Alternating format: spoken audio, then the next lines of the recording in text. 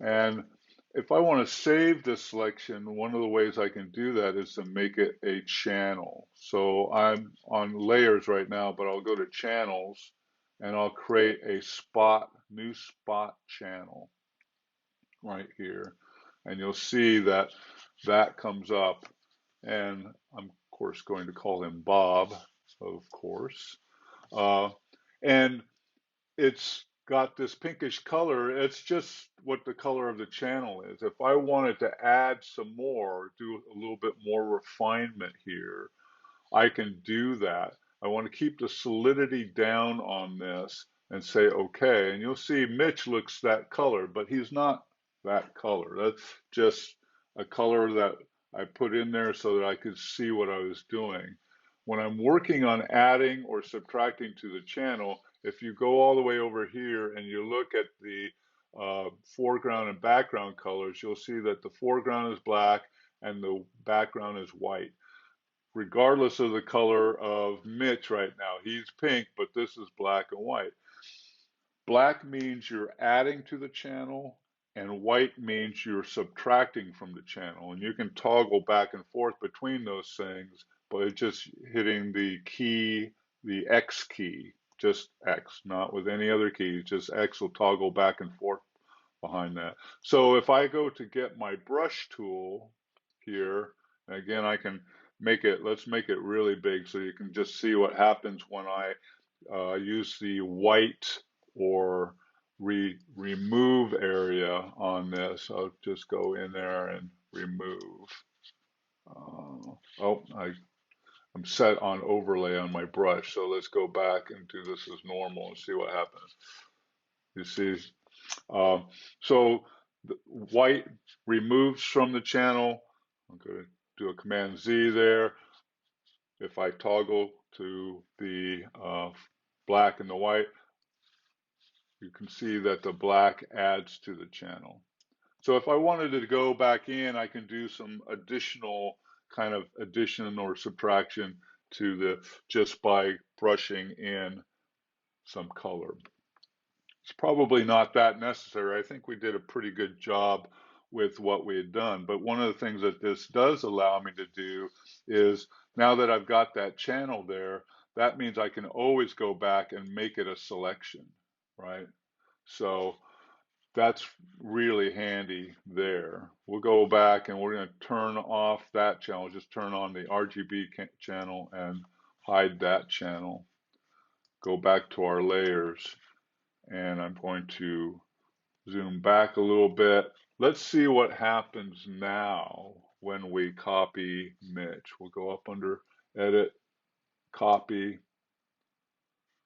I'll go over to that same file. I'm going to hide this one for a time being and paste, which is Command V. There's Mitch. And look at how much better his hair is. Yeah. Now we're cooking with grease, right? And I can go in there still if I want to. I can go over and get my eraser tool, for instance, and because his background is transparent, when I pasted him in there, I can go in if there's some cleaning up I need to do, like with some of this. An eraser tool is like the brushes. You can change the scale or the size of the eraser by using the left and right bracket. I can go in there and kind of clean up some of the stuff that I think is maybe a little bit much, right? Don't want that. And maybe what I want to do is not have such a hard edge on my eraser.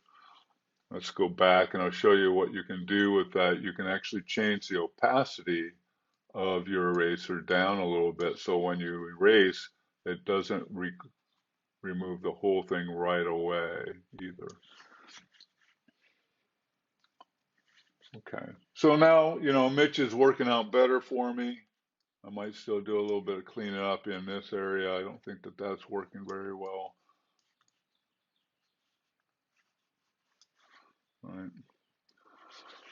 If I want to scale Mitch down, I can go to Command T, and you'll see that also if you go under Edit, it's basically a transform Command T is free transform. If you want to do specific things like distortion, perspective, so on and so forth, you can go through this menu here.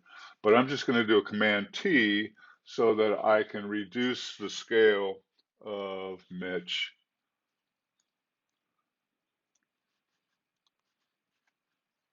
If I don't hold down the Shift key, he will scale proportionally. If I hold down the Shift key, then I can distort him, which I don't really want to do. But let's go ahead and stick him over here in the corner like this.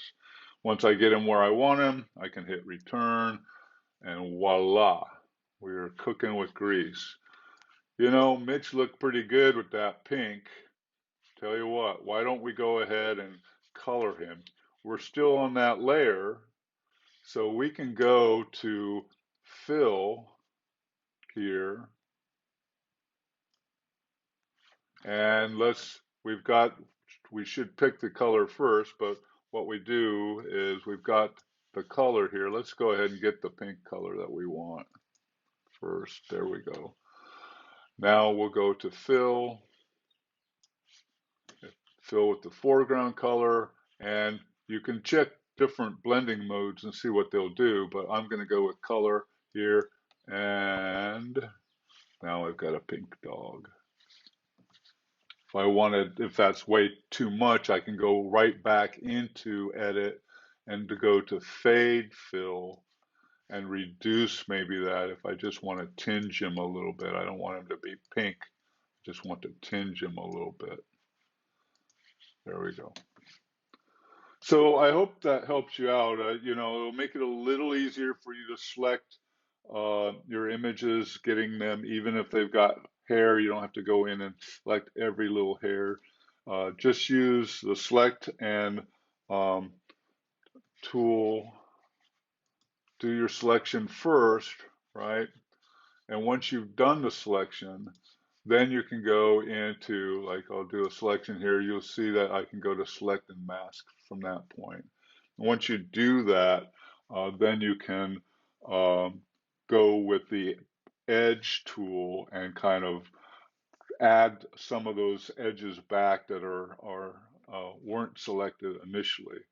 And remember, because I had saved this channel, I still can go back and get Bob if I want to. I can just select that and go ahead and hit here, and I've got that as a selection again, right?